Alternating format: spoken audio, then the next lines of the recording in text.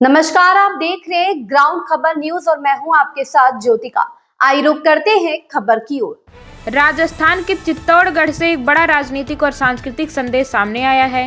उत्तर प्रदेश के मुख्यमंत्री योगी आदित्यनाथ ने चित्तौड़गढ़ किले में आयोजित जौहर श्रद्धांजलि समारोह में हिस्सा लिया और वहां से विपक्ष पर जमकर निशाना साधा। अपने संबोधन में योगी आदित्यनाथ ने कहा कि राजस्थान की वीर भूमि ने भारत को पहचान दी है। उन्होंने कहा कि चित्तौड़गढ़ फोर्ट केवल पत्थरों से बना हुआ दुर्ग नहीं है, बल्कि भारत की अस्मिता और स्वाभिमान का प्रहरी है।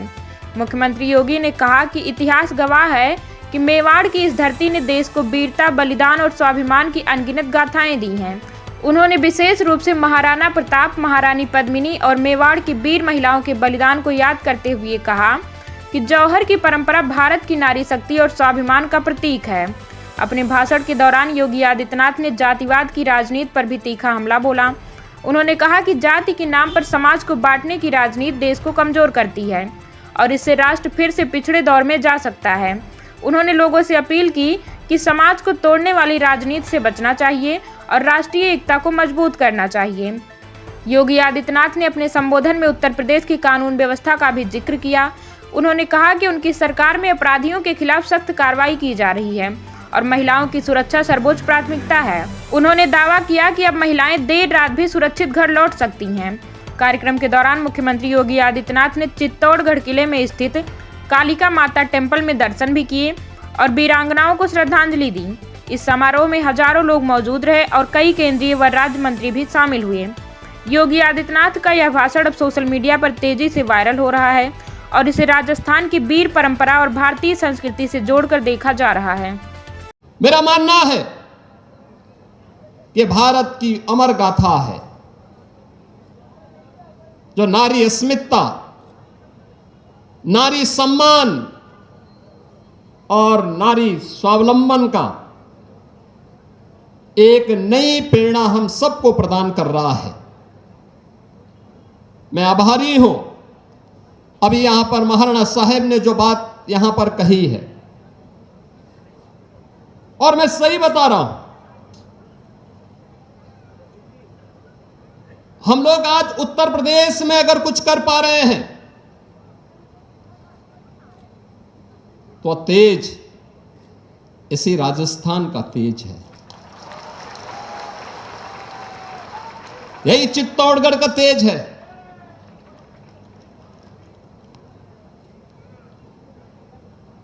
आज उत्तर प्रदेश में जो परिवर्तन दिखता है वह प्रधानमंत्री मोदी जी के मार्गदर्शन में, उसके पीछे राजस्थान की इस वीर भूमि का भी योगदान है, क्योंकि मेरे पूज्य दादा गुरु इसी भूमि से गोरखपुर गए थे।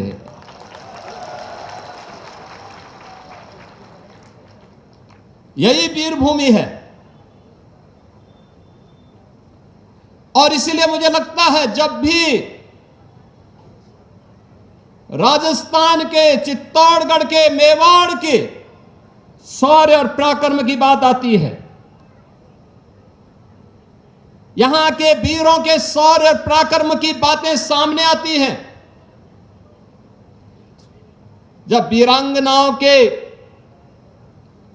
जौहर को हम स्मरण करते हैं और मीराबाई की भक्ति की उस धुन से भारत अभिभूत होता है, तो हम सब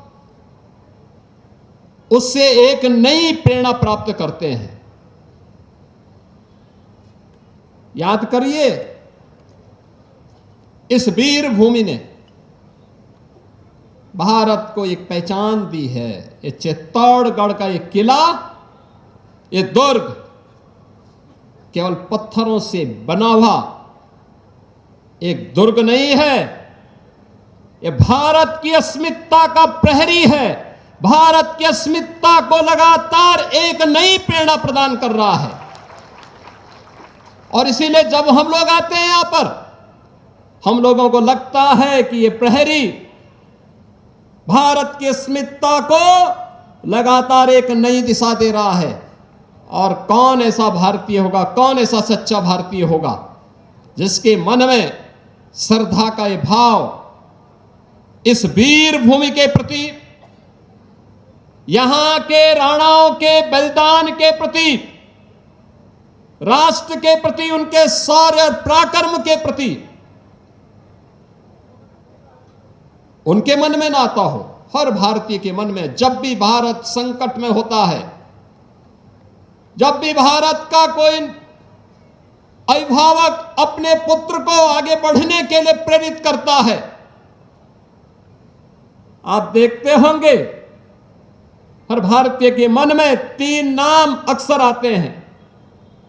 महाराणा प्रताप का नाम आता है, छत्रपति शिवाजी महाराज का नाम आता है, गुरु गोविंद सिंह जी महाराज का स्मरण आता है। इन राष्ट्र नायकों ने अपने लिए नहीं लड़ा था, अपने परिवार के लिए नहीं अपना बलिदान दिया था। इनका संघर्ष देश के लिए था, धर्म के लिए था। इनका संघर्ष सत्ता के लिए नहीं था। इस सत्ता का संघर्ष नहीं था, साम्राज्य का संकट का भी कोई संघर्ष नहीं था। यह धर्म और अस्मिता का संकट था, भारत की अस्मिता का संकट था, भारत की स्वाधीनता का संघर्ष था। और उस संघर्ष के लिए उन्होंने उस हर चुनौती का सामना किया, चट्टान की तरह उसके सामने खड़े हुए और उसका मुकाबला करके उसको नेस्तनाबूद करने का काम भी किया। इस खबर में बस इतना ही। बने रहिए ग्राउंड खबर न्यूज के साथ।